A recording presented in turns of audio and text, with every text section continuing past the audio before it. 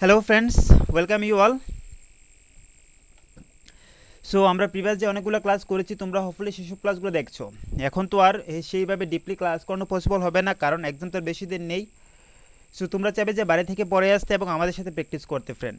তো আমরা জানো যে শুধু জিওগ্রাফি নয়, তার পাশাপাশি অন্যান্য অনেকগুলো ক্লাস করেছি, হিস্ট্রি, পলিটি, বেঙ্গলি, তার উপর অনেকগুলো ক্লাস করেছি। তোমরা সেগুলোকে দেখে এসছো।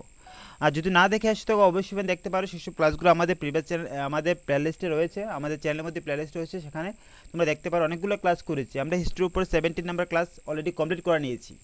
তো আজকে 18 নাম্বার ক্লাস করতে যাচ্ছি। তোমরা যদি না দেখে থাকো অবশ্যই দেখতে পারো ফ্রেন্ড। সো গতকালকে যে ক্লাস করেছিলাম, যে গতকাল যে ক্লাস হয়েছিল বা আমার যে প্রিভিয়াস ক্লাসটি ছিল, সেটা বলেছিল যে অনেকটা টাফ হয়েছে স্যার কোয়েশনগুলো। সো ফ্রেন্ড, তোমরা দেখেছো যে জিআরবিটির মধ্যে কীরকম টাইপের কোয়েশন আছে। তো তোমরা তো টিআরবিটি দিতে যাচ্ছ, টিআর দিতে যাচ্ছ, অবভিয়াসলি কোয়েশন লেভেল তো একটু হাই থাকবেই।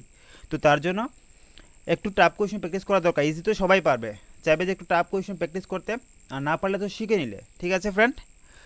সো চলো তাহলে আমাদের ক্লাস শুরু করা যাক। তো ফ্রেন্ড, হোপফুলি তোমরা প্রিভিয়াস ক্লাসগুলো দেখে এসছো, তার পাশাপাশি সবাই এখন পর্যন্ত লাইক এবং শেয়ার করে নিয়েছো। আর যদি না করে থাকো কেউ অবশ্যই করে নেবে, যে লাইক এবং শেয়ার।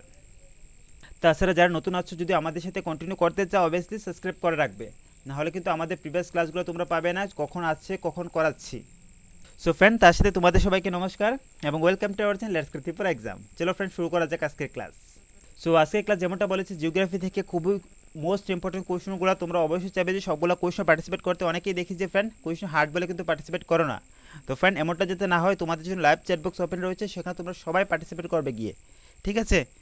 তাহলে তো দেখতে পারবে যে কতটা তুমি যে এটা ভাবছো সেটা হচ্ছে কি। আমরা তো দেখো 150 কোয়েশন থাকে, দ্যাট মিনস কি সবগুলো কোয়েশন কি আমাদের জানা রয়েছে কি?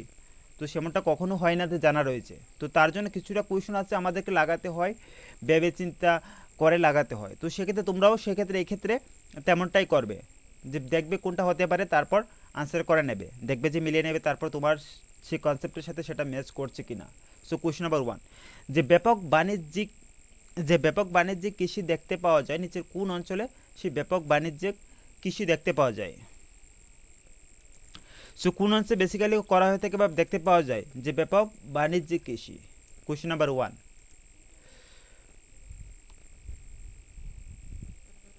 সো কী হবে কোয়েশ্চেন নাম্বার 1? তো সেক্ষেত্রে সঠিক উত্তরটি হবে যে আমাদের অপশন বি ফ্যান, যে নাতিশীতোষ্ণ অঞ্চলে যে ব্যাপক বাণিজ্যিক কৃষি দেখতে পাওয়া যায়। অপশন বি হবে যে আমাদের right answer. Next question number 2, যে আইসিএআর দ্যাট মিনস কি Indian council of agriculture research অবস্থিত, সেটি কোথায় অবস্থিত নিচের?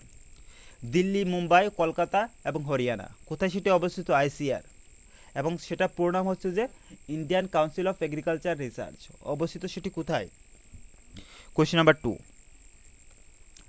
সো ফ্রেন্ড, সেটি সঠিক উত্তর হবে যে আইসিআর। মনে রাখবে আইসিআর অবস্থিত দিল্লিতে অবস্থিত ICR, Indian council of agriculture research, সেটি অবস্থিত দিল্লিতে। নেক্সট কোয়েশ্চন, আমাদের নেক্সট কোয়েশ্চন নাম্বার 3, যে জৈব গ্যাসের প্রধান উপাদান নিচের কোনটি হবে? জৈব গ্যাসের প্রধান উপাদান নিচের কোনটি হবে? জৈব গ্যাসের প্রধান উপাদান নিচের কোনটি হয়? CO2, O2, N2, CH4।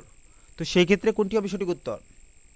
So geography থেকে নিয়ে আসা অনেকটা মোস্ট ইম্পর্টেন্ট কোয়েশন, তোমরা সবাই লাস্ট অবধি থাকবে। আজকে 20+ কিন্তু কোয়েশন রয়েছে, তোমরা অবশ্যই সবাই লাস্ট অবধি সবগুলো কোয়েশন করবে। সো জৈব গ্যাসের প্রধান উপাদান হলো CH4 হলো জৈব গ্যাসের প্রধান উপাদান, এবং CH4 মিন্স যে মিথেন হলো জৈব গ্যাসের প্রধান উপাদান ফ্রেন্ডস, CH4 মনে রাখবে। নেক্সট কোয়েশন, ভারতে নালকো NaLCO সম্পর্কযুক্ত নিচে কোনটির সাথে? যে পেট্রো রাসায়নিক শিল্পের সাথে, কার্পাস বয়ন শিল্পের সাথে, অ্যালুমিনিয়াম শিল্পের সাথে, লৌহ ইস্পাত শিল্পের সাথে। নিচে কোনটির সাথে যে নালকো সেটা সম্পর্কযুক্ত? সো এইসব কোয়েশনগুলো কিন্তু আসে ফ্রেন্ড, তোমরা অবশ্যই চাইবে যে প্র্যাকটিস করে নিতে। আমরা দেখবো যে আমরা ট্রাই করবো যে যতগুলো তোমাদেরকে নতুন কোয়েশন দিতে পারি এবং হার্ড কোয়েশনগুলো যাতে দিতে পারি। সহজ তো তোমরা বাড়িতে শিখে নিয়েছো বা জেনে নিয়েছো অলরেডি। সো এখানে হার্ড কোয়েশনগুলো শিখলে তোমাদের সেটিগুলো কাজে লাগলো, এবং চাইবে যে এসব কোয়েশনগুলো যে ক্লাসে শিখে নিতে, যাতে পরবর্তীকালে আবার যাতে না দেখতে হয়, আবার যাতে না রিভাইজ করতে হয়, তাহলে সময়টা পুরোটা লস গেল না ফ্রেন্ড। তো চাইবে যে এই সময়টা ইউটিলাইজ করতে, তার পাশাপাশি প্র্যাকটিস করতে। সো ভারতের নালকো সম্পর্কযুক্ত নিচ্ছে কোনটির সাথে? তো সেটি হবে যে ফ্রেন্ড নালকো সম্পর্কযুক্ত যে অ্যালুমিনিয়াম শিল্পের সাথে নালকো কিন্তু যে অ্যালুমিনিয়াম শিল্পের সাথেই সম্পর্কযুক্ত, মনে রাখবে যে ভারতের নালকো সম্পর্কযুক্ত অ্যালুমিনিয়াম শিল্পের সাথে। নেক্সট কোয়েশ্চন নাম্বার 7, সমুদ্র স্রোত সৃষ্টির প্রধান কারণ নিচে কোনটি হবে? সমুদ্র সৃষ্টির প্রধান কারণ নিচে কোনটি হবে? এখানে বলা হচ্ছে কিন্তু প্রধান কারণ, সেটা দেখে তোমরা আনসার করবে ভালো করে। সো প্রধান কারণ নিচে কোনটি হবে? সমুদ্র স্রোত সৃষ্টির প্রধান কারণ। যদি সমুদ্র স্রোত সৃষ্টির কারণ করার কথা বলা হয় তাহলে কিন্তু সবগুলাই হবে। নিয়ত বায়ু প্রবাহ, পৃথিবীর ঘূর্ণন, তাপমাত্রা ও লবণতার পার্থক্য। তো সেই ক্ষেত্রে আমাদের কিন্তু সেটা বলা হয়নি, আমাদের এখানে বলা হচ্ছে যে প্রধান কারণ। সো প্রধান কারণের কথা যদি বলা হয় তাহলে আসবে আমাদের সঠিক উত্তর যে নিয়ত বায়ু প্রবাহ। সমুদ্র স্রোত সৃষ্টির প্রধান কারণ হলো যে নিয়ত বায়ু প্রবাহ হলো সমুদ্র স্রোত সৃষ্টির প্রধান কারণ। এখানে প্রধান কারণের কথা বলা হচ্ছে। ঠিক আছে, সবাই কিন্তু সবগুলিতে আনসার করবে না ফ্রেন্ড, এখানে সবগুলি হবে না প্রধান কারণ যেহেতু বলেছে। Next question. সো অনেক ক্ষেত্রে কোয়েশনটা বোঝার উপর ডিপেন্ড করে আনসারটা। তোমরা সবাই আনসারটি জানো, বাট কোয়েশনটা যদি ঠিকঠাকভাবে না দেখো পড়ো তাহলে কিন্তু আনসারটি রং হওয়ার সম্ভাবনা থাকে। এবং আমরা পরীক্ষার ক্ষেত্রেও কিন্তু সেটাই করে আসি অনেক সময়, জানা কোয়েশনও ভুল করে আসি। সো অক্ষাংশ বৃদ্ধি পেলে সমুদ্র জলের উষ্ণতা কী করে? বৃদ্ধি পায়, হ্রাস পায়, একই থাকে, হ্রাস বৃদ্ধি ঘটে। কোয়েশ্চন নাম্বার 8, যদি অক্ষাংশ বৃদ্ধি পায় তাহলে সমুদ্র জলের উষ্ণতা কী হয়? তো ফ্রেন্ড, সেক্ষেত্রে সমুদ্র জলের উষ্ণতা হ্রাস পায়, নট বৃদ্ধি পায়। সেক্ষেত্রে অক্ষাংশ যদি বৃদ্ধি পায় তাহলে সমুদ্র জলের উষ্ণতা হ্রাস পাবে। নেক্সট কোয়েশন, একটি স্বাভাবিক বিয়োজকের উদাহরণ নিচের কোনটি হবে? স্বাভাবিক বিয়োজকের উদাহরণ যদি বলতে হয় তাহলে নিচের কোনটি হবে? কোয়েশ্চন নাম্বার 9, অ্যান্ড সঠিক উত্তর হবে যে ফ্রেন্ড একটি স্বাভাবিক বিয়োজকের উদাহরণ হলো যে অপশন বি হবে, অপশন ডি হবে রাইট অ্যান্সার, ব্যাকটেরিয়া। ব্যাকটেরিয়া হবে একটি স্বাভাবিক বিয়োজক এর উদাহরণ। নেক্সট কোয়েশ্চন নাম্বার আমাদের 5, সীসা দূষণের ফলে নিচের কোনটি হয়ে থাকে? বেসিক্যালি যদি সীসা দূষিত হয় তাহলে নিচের কোনটি হয়ে থাকে? সো ফ্রেন্ড, তোমরা সবাই লাস্ট অবধি দেখবে। অনেকেই দেখি যে যারা অনলাইনে আছো তারা তো লাস্ট অবধি দেখো, যারা অফলাইন দেখছো পরবর্তীকালে তারা কিন্তু লাস্ট অবধি দেখো না। তো ফ্রেন্ড, দ্যাট মিনস কি কোয়েশন সবগুলো করা দরকার নেই। সো চাইবে যে কোয়েশনগুলো ইম্পর্টেন্স দিয়ে সবগুলো করে নিতে, না হলে যদি সেসব কোয়েশনের মধ্যে যদি এসে থাকে তাহলে তো লসটা তো তোমারই না, সময়টা নষ্ট করলে, অথচ লাস্ট অবধি দেখলে না বলবে। তখন যদি দেখে নিতে তাহলে 1-2টি কোয়েশন যদি কমেন্ট পড়ে যে তাহলে কি করতে পারো। সো সীসা দূষণের ফলে সৃষ্টি নিচের কোনটি হয়? কোয়েশ্চন নাম্বার 5 এর সঠিক উত্তর ফ্রেন্ড আমাদের অপশন এ হবে যে সঠিক উত্তর, ডিসলেক্সিয়া সেটি সীসা দূষণের ফলে হয়ে থাকে ফ্রেন্ড। ঠিক আছে, ডিসলেক্সিয়া সেটি সীসা দূষণের ফলেই হয়ে থাকে। নেক্সট কোয়েশ্চন নাম্বার 6, ভারতের বৃহত্তম যে বায়ুশক্তি উৎপাদন কেন্দ্র রয়েছে সেটি নিচে কোথায় গঠিত হয়েছিল? ভারতের বৃহত্তম বায়ুশক্তি উৎপাদন কেন্দ্র। Question number 6। সো অনেকগুলো কোয়েশন তোমাদের কাছে নতুন হতে পারে, একটু আনকমনও হতে পারে, তো চাইবে যে যেসব কোয়েশনগুলো না জানা নেয় তো সেগুলো শিখে নিতে ফ্রেন্ড। তো কোয়েশ্চন নাম্বার 6 এর সঠিক উত্তর কী হবে?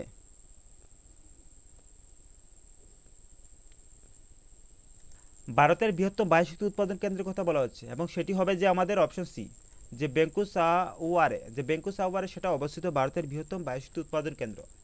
নেক্সট কোয়েশন, বায়ুমণ্ডলে কোন নিষ্ক্রিয় গ্যাসটির পরিমাণ সর্বাধিক রয়েছে?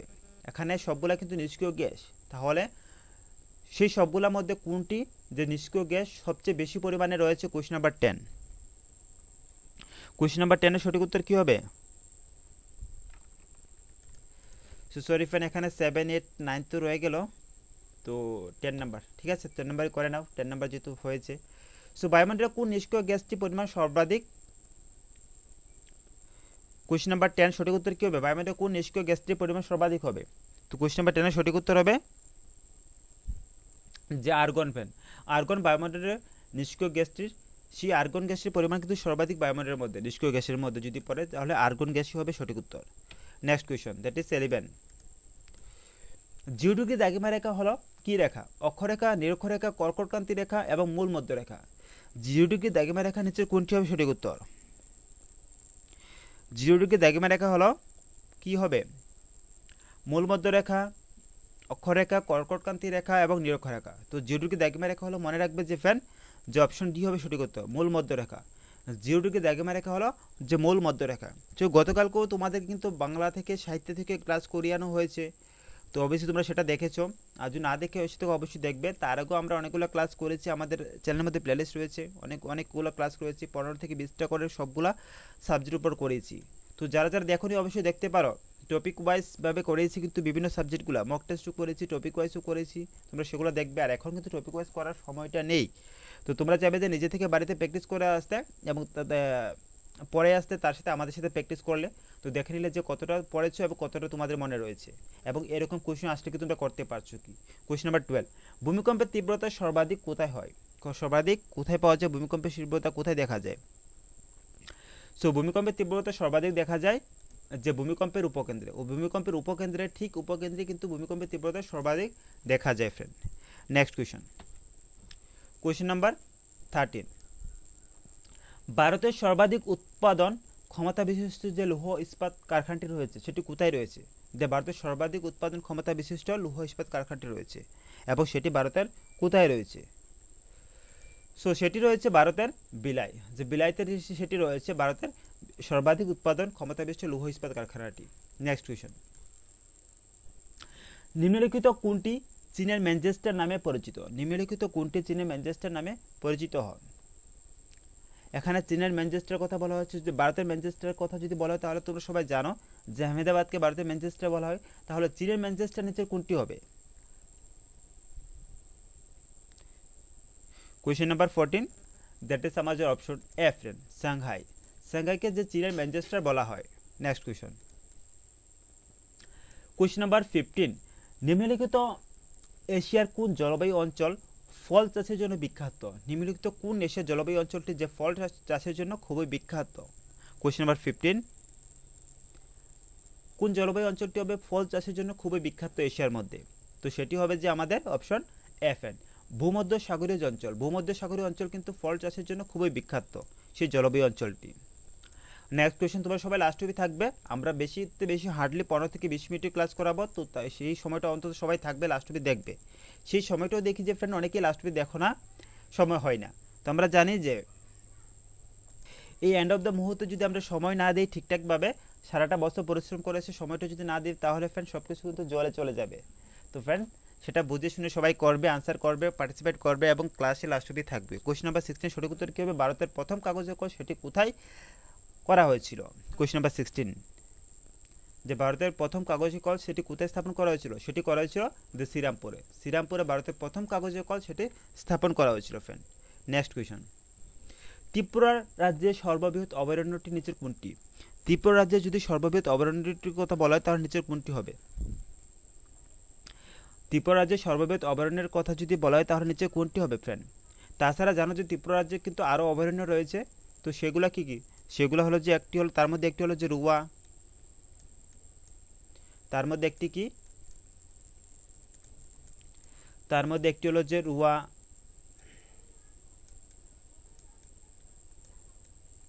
তার আরেকটি কি রয়েছে, এখানে তো সবগুলাই রয়েছে। তো ত্রিপুরা রাজ্যে সর্ববৃহৎ অভয়ারণ্য নিচে কোনটি হবে? সিপাহীজলা, তৃষ্ণা, রুয়া, ঘুমতি অভয়ারণ্য। তো ফ্রেন্ড সেক্ষেত্রে কোনটি হবে সঠিক উত্তর? তো সেক্ষেত্রে সঠিক উত্তর হবে আমাদের ঘুমতি। ঘুমতি কিন্তু ত্রিপুরা রাজ্যের মধ্যে সর্ববৃহৎ অভয়ারণ্য, ঘুমতি সর্ববৃহৎ অভয়ারণ্য, ঘুমতি 1 নম্বরে রয়েছে। তাহলে সেকেন্ড নাম্বারে কোনটি রয়েছে? সো ফ্রেন্ড সেকেন্ড নাম্বারে রয়েছে রুয়া অভয়ারণ্য, রুয়া রয়েছে সেকেন্ড নাম্বারে। তারপর থার্ড নাম্বারে কোনটি রয়েছে? থার্ড নাম্বারে হচ্ছে সিপাহীজলা, মনে রাখবে। থার্ড নাম্বারে সিপাহীজলা এবং ফোর্থ নাম্বারে তৃষ্ণা অভয়ারণ্য, ঠিক আছে? তো সেগুলো রয়েছে কিন্তু মনে রাখবে, যদি সর্ববৃহৎ অভয়ারণ্যের কথা বলা হয় তাহলে ঘুমতি আসবে এবং সবচেয়ে ছোটো যদি সেটির কথা বলা হয় তাহলে তৃষ্ণা অভয়ারণ্য আসবে। রুয়া সেকেন্ড নাম্বারে, সিপাহীজলা থার্ড নাম্বারে এবং তৃষ্ণা 4 নম্বরে আছে, ঘুমতি ফার্স্ট নাম্বার আছে। তো ঘুমতি অভয়ারণ্য রাজ্যের সর্ববৃহৎ অভয়ারণ্য। নেক্সট কোয়েশ্চন, ত্রিপুরা রাজ্যে প্রধান উন্নতির ভিত্তি হলো নিচে কোনটি হবে? ত্রিপুরা রাজ্যে প্রধান উন্নতির ভিত্তি নিচে কোনটি হবে? যেটি ত্রিপুরার অর্থনীতি সবচেয়ে ডিপেন্ড করে নিচে কোনটির উপর? তো কোয়েশ্চন নাম্বার 18, তোমরা সবাই জানো যে ত্রিপুরার অর্থনীতি ডিপেন্ড করে যে ফ্যান অফ কৃষি নির্ভর অর্থনীতি। ত্রিপুরা সম্পূর্ণ কৃষির উপর নির্ভর। সেক্ষেত্রে পর্যটন বা বনজ সম্পদ বা শিল্প তো বলতেই পারো না, তো সেক্ষেত্রে পর্যটন এবং বনজ সম্পদ তো কিছুটা আছে, বনজ সম্পদ তো আছে, বাট কৃষির উপর ত্রিপুরা অনেকটা অর্থনীতি সেটা নির্ভর। নেক্সট কোয়েশ্চন, দ্যাট ইজ 19, উপদ্বীপীয় ভারতের সর্বোচ্চ শৃঙ্গ নিচের কোনটি হবে? উপদ্বীপীয় ভারতের সর্বোচ্চ শৃঙ্গ, কোয়েশ্চন নাম্বার 19, সেটি কোনটি রয়েছে? সো উপদ্বীপীয় ভারতের সর্বোচ্চ শৃঙ্গ নিচের কোনটি রয়েছে? সো উপদ্বীপীয় ভারতের সর্বোচ্চ শৃঙ্গ নিচে রয়েছে,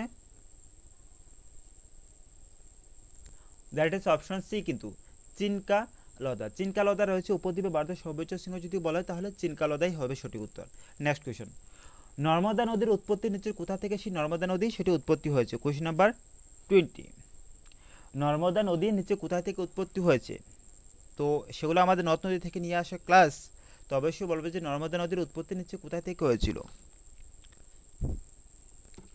সো যারা জানো বা জানা নেই তাদেরকে জানিয়ে রাখছি যে ফের নর্মদা নদীর উৎপত্তি হয়েছে যে অমরকণ্টক মালভূমি থেকে যে নর্মদা নদী সেটি উৎপত্তি হয়েছে। কোথা থেকে উৎপত্তি হয়েছে নর্মদা নদী?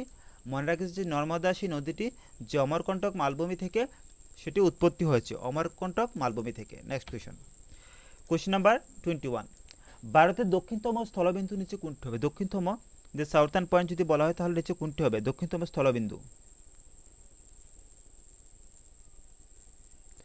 তো ফ্রেন্ড সেই দক্ষিণতম স্থলবিন্দুটি রয়েছে যে ইন্দিরা পয়েন্ট। ইন্দিরা পয়েন্ট হলো ভারতের দক্ষিণতম স্থলবিন্দু।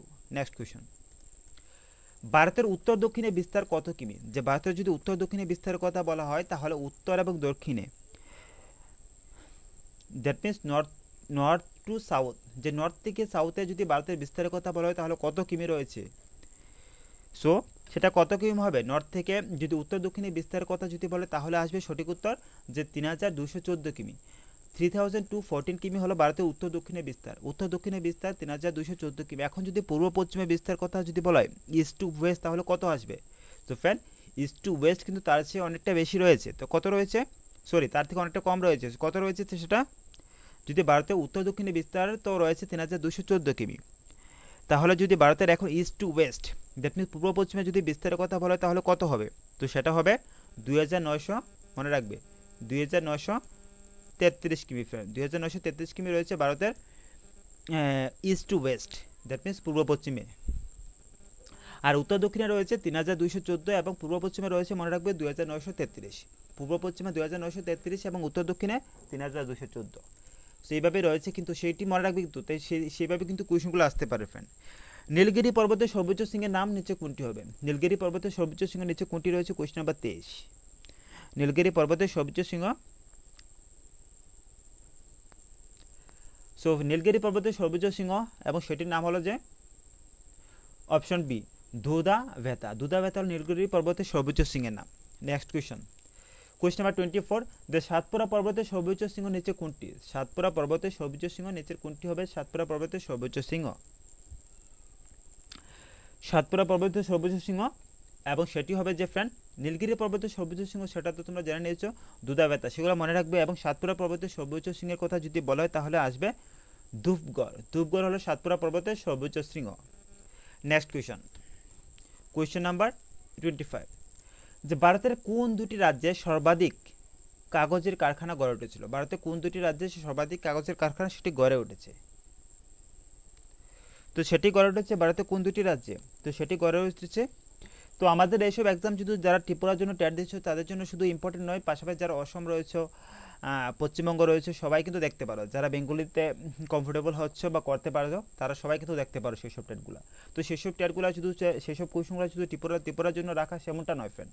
অল ওভার ইন্ডিয়া যেখানে ট্যাট হচ্ছে সবাই দেখতে পারো, কিন্তু মেন বুঝতে হবে যে বেঙ্গলিতে কতটা বুঝছো।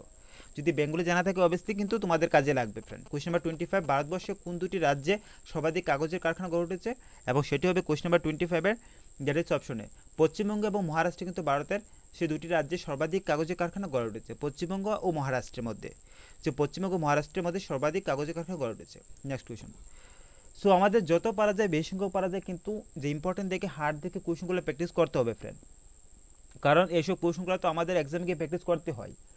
যতটাই টপিক জানা থাকুক, বাট যদি আমরা কোয়েশনগুলো প্র্যাকটিসের হ্যাবিট যদি না থাকে ফ্রেন্ড, তাহলে কি কনফিউশনের মাথায় কিন্তু অনেক সময় যে ভুলটাই দিয়ে আসি, জানা কোয়েশনও ভুল করে আসি। তো সেক্ষেত্রে কিন্তু আমাদের যত পারা যায় প্র্যাকটিস করতে হবে। তার জন্য আমরা তোমাদেরকে যতটা পারি বেশি করে কোয়েশন দিতে ট্রাই করছি। কয়লা উত্তোলনে ভারতের প্রথম স্থান অধিকার করে নিচ্ছে কোন রাজ্যটি? কোন রাজ্যটি কয়লা উৎপাদনে প্রথম স্থান অধিকার করে?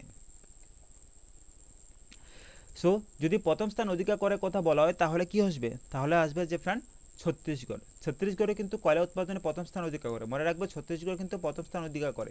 তাহলে বলো তো দেখি সেকেন্ড স্থান কে অধিকার করে? কয়লা উৎপাদনে সেকেন্ড স্থান কোন রাজ্যটি অধিকার করে? প্রথম তো বর্ডারের নাম যে ছত্তিশগড়, তাহলে সেকেন্ড কোনটি হতে পারে? তো সেকেন্ড হলো যে ঝাড়খণ্ড। ঝাড়খণ্ড কয়লাৎপল সেকেন্ড স্থান অধিকার করে এবং থার্ড যেটি স্থান রয়েছে, প্লেস রয়েছে, সেটি অধিকার করে উড়িষ্যা। উড়িষ্যা থার্ড প্লেসে অধিকার করে। তার মধ্যে ছত্তিশগড় প্রথম, তারপর আছে ঝাড়খণ্ড সেকেন্ড এবং উড়িষ্যা তৃতীয়, উড়িষ্যা থার্ড। ছত্তিশগড় প্রথম, ঝাড়খণ্ড সেকেন্ড এবং উড়িষ্যা থার্ড, সেই নাম্বারে রয়েছে কিন্তু। এবং আজকের লাস্ট কোয়েশন, চা উৎপাদনে বিশ্বের প্রথম স্থান অধিকার করে নিচের কোনটি হবে? কোন রাজ্যটি হবে, সরি কোন দেশটি হবে যে চা উৎপাদনে প্রথম স্থান অধিকার করে? সো ফ্রেন্ড, আগে একটি ক্লাস করেছিলাম, সেটার মধ্যে পড়েছিলাম যে আমরা হতে পারে বলে করেছিলাম যে ভারত, তো সেক্ষেত্রে ভারত হবে না ফ্রেন্ড, চীনই সঠিক উত্তর হবে। চীন কিন্তু চা উৎপাদনে প্রথম স্থান অধিকার করে। তারপরে আসবে যে ভারতের নাম, ভারত সেকেন্ড নাম্বার অধিকার করে, ভারত সেকেন্ড এবং চীন প্রথম স্থান অধিকার করে। তাহলে থার্ড নাম্বারে কোন দেশটি অধিকার করে? তো থার্ড নাম্বারে যদি কথা যদি বলি তাহলে আসবে যে কোন দেশ আসবে, যে ইন্দোনেশিয়া। ইন্দোনেশিয়া আসবে থার্ড নাম্বারে, যে চা উৎপাদনে ইন্দোনেশিয়া থার্ড নাম্বারে অধিকার করে। তার মধ্যে চীন প্রথম, ভারত সেকেন্ড। তো ফ্রেন্ড, এই ছিল আজকে আমাদের ক্লাস। আমরা ছোট্ট ক্লাস তোমাদের জন্য নিয়ে আসলাম। হোপফুলি তোমরা বলবে যে কীরকম লেগেছে আমাদের ক্লাস। সো তোমরা সবাই যারা যারা দেখেছো, অনলাইন দেখেছো বা পরবর্তীতে দেখবে, অবশ্যই সবাই লাইক এবং শেয়ার করে যাবে। বারবার পাশাপাশি যারা নতুন আসবে তারা সাবস্ক্রাইব করে নেবে। সো বলে রাখছি যে ফ্রেন্ড, আবার বলে রাখছি যে আমাদের কিন্তু এসব কোয়েশন প্রচুর পরিমাণ প্র্যাকটিস করতে হবে। যদি আমরা সেইভাবে প্র্যাকটিস না করি তাহলে কিন্তু আমাদের সামনে যদি নতুন কোনো কোয়েশন এসে যায় তাহলে কিন্তু আমরা আনকমফোর্টেবল ফিল করবো বা করতে পারবো না তখন এক্সামের মধ্যে। যতটাই তোমরা বাড়ি থেকে কনসেপ্ট পরে আসবে, ভালো করে কনসেপ্ট পরে রাখবে, তো আমাদের সাথে সেসবগুলো প্র্যাকটিস করবে যে তোমরা যে কনসেপ্টটা পড়েছো কতটা তোমাদের রিটেন রয়েছে। তো সেগুলো কিন্তু ডিপেন্ড করে তোমাদের উপর। সো কতটা তোমরা প্র্যাকটিস করছো এবং কতটা কনসেপ্টগুলো পড়ছো। এখন তো কনসেপ্ট পড়ানোর প্রত্যেকটা সময় নেই, তো আমরা প্রত্যেকটা টপিক দেখে টপিকের ওয়াইজ কিন্তু সিলেবাসকে বেস করে কিন্তু নিয়ে আসছি কোয়েশনগুলো। তো তোমরা সবাই লাস্ট অবধি দেখবে, প্রত্যেকটা কোয়েশন করবে, পাশাপাশি আমাদের প্রিভিয়াস ক্লাসগুলো গিয়ে দেখবে আরেকবার। যারা যারা দেখো প্রিভিয়াস ক্লাসগুলো গিয়ে দেখবে। সো ফ্যান, এই ছিল আজকে আমাদের ক্লাস। তার তো এন্ড অফ দ্য ক্লাস অবশ্যই বলবো, তোমরা চাইলে আমাদের সাথে টেলিগ্রামে জয়েন হতে পারো। টেলিগ্রামে জয়েন কী করবে? তো টেলিগ্রামে জয়েন হয়ে ফ্রেন্ড আমাদের যে ক্লাস সেটা আপডেটগুলো সেখান থেকে তোমরা পেয়ে যাবে। কখন ক্লাস করাচ্ছি, কী ক্লাস করাচ্ছি, সব কিছু আমরা সেই টেলিগ্রামে কিন্তু বলে থাকি। তো সেখান থেকে সেসব ইনফরমেশনগুলো তোমরা পেতে পারো। সেখানে অলরেডি প্রচুর সংখ্যক মানুষ রয়েছে, তোমরাও গিয়ে সেখানে জয়েন হতে পারো।